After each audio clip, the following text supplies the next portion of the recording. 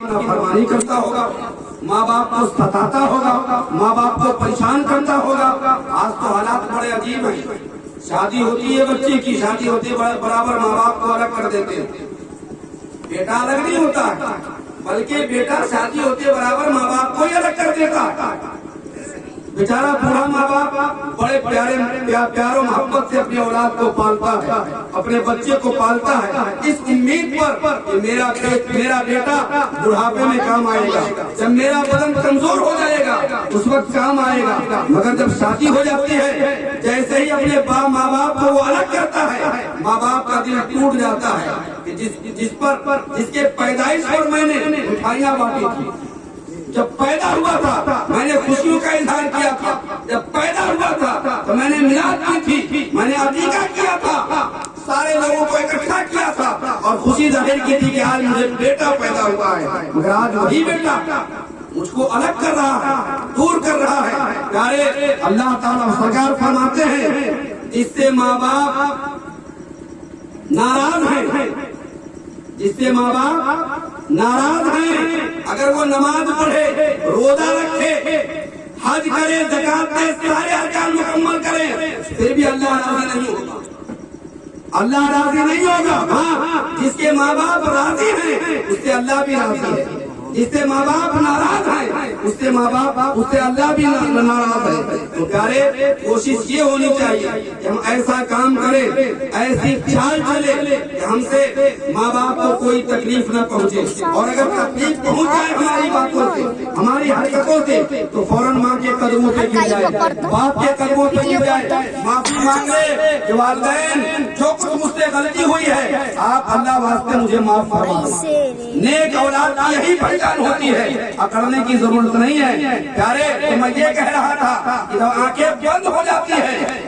تو جو نافرمان بیٹا ہوتا ہے وہ بھی آنسو بہاتا ہوا نظر آتا ہے، روتا ہوا نظر آتا ہے، سارے کے سارے اکٹھے ہو جاتے ہیں، سارے کے سارے جمع ہو جاتے ہیں۔ پیارے جب تک زندہ تھا آنکھیں بند نہیں تھی، کوئی دیکھنے کے لیے نہیں آ رہا تھا، کوئی پوچھنے کے لیے نہیں آ رہا تھا، کوئی حال چال جاننے کے لیے نہیں آ رہا تھا۔ جیسے آنکھیں بند ہو گئی سبھی آ گئے، اپنے آ گئے، بیگانے آ گئے، رشتہ دار آ گئے، دور والے آ گئے، نزدیک والے آ گئے، سارے کے سارے اکٹھے ہو گئے۔ اب تیاری شروع ہوتی ہے غسل کرنے کی، اس کی غسل کرنے کی۔ جب زندہ ہوتا ہے اگر کسی کو کہا جائے کہ میں نہانے جا رہا ہوں، بیٹا ذرا نل چلا دو، تو کوئی چلانے کے لیے تیار نہیں ہوتا ہے۔ مگر جیسے ہی آنکھیں بند ہو گئی ہر کوئی انسان اس کی خدمت کے لیے آگے بڑھ رہا ہے، نہلانے کی تیاری ہو رہی ہے۔ اب ایک دو آدمی نہیں بلکہ پورے 4 آدمی نہلانے کے لیے آگے آتا ہے، اور پیارے وہ نہلانے والا آتا ہے،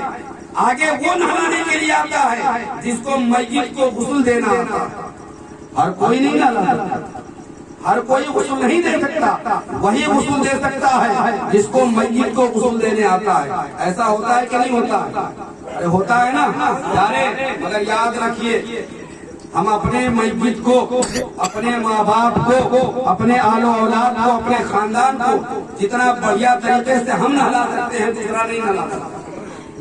ہر کسی کو غسل کا طریقہ معلوم ہونا چاہیے، اور بڑے عجیب سے حالات بنے ہوئے ہیں، جگہ جگہ مدارس ہیں، جگہ جگہ مسجدیں ہیں، ہر مسجدوں میں امام ہیں، ہر جمعے میں تقریر ہوتی ہے، مگر پیارے ہماری بے حسی کا عالم یہ ہے کہ ہم اس کان سے سنتے ہیں اور اس کان سے نکال دیتے ہیں۔ حالت یہ ہے کہ ہمیں اپنا غسل معلوم نہیں ہے کہ ہمیں کیسے غسل کرنا چاہیے۔ میت کی غسل کی تو بات کی بات ہے، بہت سے ایسے لوگ ہیں جن کو پتا نہیں ہے، وہ صرف سر سے پیر تک پانی بہا دینے کو غسل سمجھتے ہیں، سر سے پانی بہا لینے کو ہی غسل سمجھتے ہیں، جبکہ ایسا معاملہ نہیں ہے پیارے۔ میں ادھر نہیں جانا چاہتا ہوں، اگر آپ کے دل و دماغ میں باتیں آ رہی ہیں تو اپنے امام صاحب سے آپ پوچھیں گے، معلوم کریں گے کہ غسل کا طریقہ کیا ہے، کیسے غسل کرنا چاہیے، کیسے نہانا چاہیے، سنت طریقہ کیا ہے۔ یہ تو رہی اپنے غسل کی باتیں، لیکن میت کے غسل کا بھی ایک خاص طریقہ ہے کہ میت کو کس طریقے سے غسل دیا جائے۔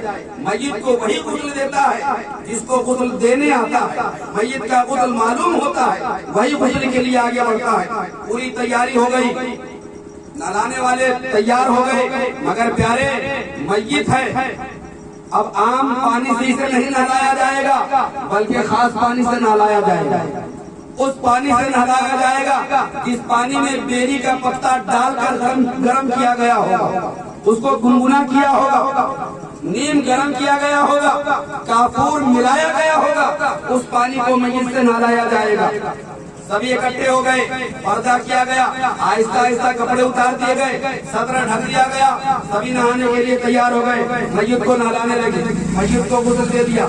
जब गुस्ल से फारिग हुए प्यारे, जब गुस्ल से फारिग हुए तो अब कफन की तैयारी होती है, कफन देने की बारी आती है। हम अपने मैयत को वो कफन देते हैं, वो कफन देते हैं जो अपनी जिंदगी में कपड़ा पहना हुआ होता है।